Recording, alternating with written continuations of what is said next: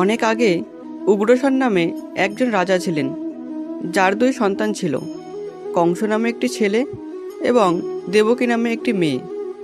দেবকী একজন শিষ্ট মহিলা ছিলেন, কিন্তু কংস মন্দ ছিলেন।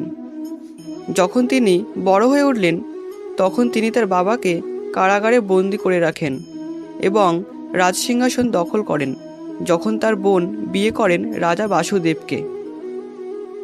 এক সুন্দর দিনে কংস আকাশ থেকে এক সতর্কবার্তা শুনলেন, তোমার বড় বোনের অষ্টম ছেলে বড় হয়ে একদিন তোমাকে মেরে ফেলবে।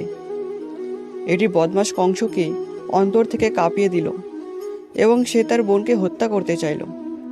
কিন্তু বাসুদেব তার জীবনের জন্য ভিক্ষা চাইল এবং কংসকে তাদের অষ্টম সন্তানকে হত্যা করতে দিতে রাজি হলো।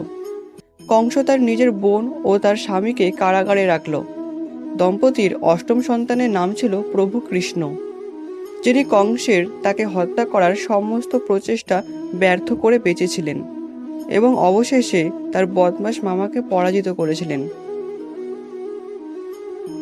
নীতিকথা: যদি আপনি খারাপ হন এবং আপনার খারাপ উদ্দেশ্য থাকে, তবে আপনি আপনার পাপের শাস্তি পাবেন।